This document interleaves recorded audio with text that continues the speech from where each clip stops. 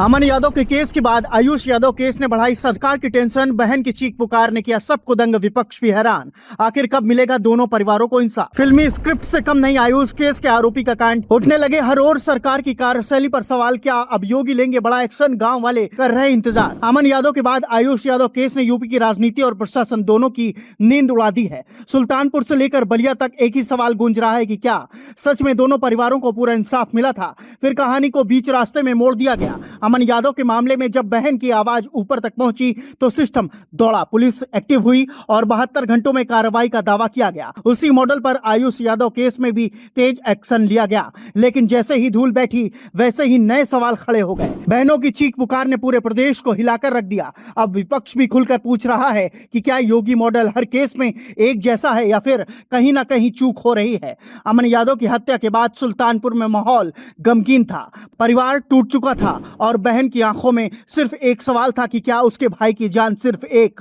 आंकड़ा बनकर रह जाएगी? जब मामला मुख्यमंत्री तक पहुंचा तो तेजी से कार्रवाई हुई। पुलिस मुठभेड़, गिरफ्तारी और सरेंडर की खबरों ने यह संदेश दिया कि ऊपर से दबाव पड़ा है। परिवार ने राहत की सांस ली और बहन ने खुलकर कहा कि पहली बार लगा कि सरकार ने उसकी सुनी। यही वो बिंदु था जहां योगी सरकार को लगा कि कानून व्यवस्था का मजबूत संदेश गया है। लेकिन इसी दौरान बलिया का आयुष यादव केस सामने आया, जिसने पूरी कहानी को फिर उलझा दिया। आयुष यादव की हत्या के बाद उसकी बहन प्राची यादव का दर्द कैमरे पर फूट पड़ा। शब्द ऐसे थे कि हर देखने वाला ठहर गया। उसने सीधे सवाल किया कि अगर इंसाफ नहीं मिला तो वह चुप नहीं बैठेगी। यह वीडियो वायरल हुआ और कुछ ही घंटों में मामला राजधानी तक पहुंच गया। इसके बाद पुलिस हरकत में आई, मुठभेड़ हुई और 4 बदमाश घायल हुए और दावा किया गया कि आयुष के हत्यारे पकड़ लिए गए हैं। सरकार समर्थक इसे योगी मॉडल की जीत बता रहे हैं, लेकिन तभी कहानी में एक नया मोड़ आ गया जिसने सबको हैरान कर दिया। मुख्य आरोपी का फिल्मी अंदाज में सरेंडर और फिर लंगड़ाने वाला वीडियो पूरे एक्शन पर सवाल खड़े कर दिए हैं। विपक्ष ने यहीं से मोर्चा खोल दिया। सवाल उठने लगे कि अगर आरोपी इतना बेखौफ था कि सरेंडर से पहले वीडियो बना रहा है तो सिस्टम की शक्ति कहां है? गांव में भी फुसफुसाहट शुरू हो गई। कहीं असली खेल पर्दे के पीछे तो नहीं चल रहा?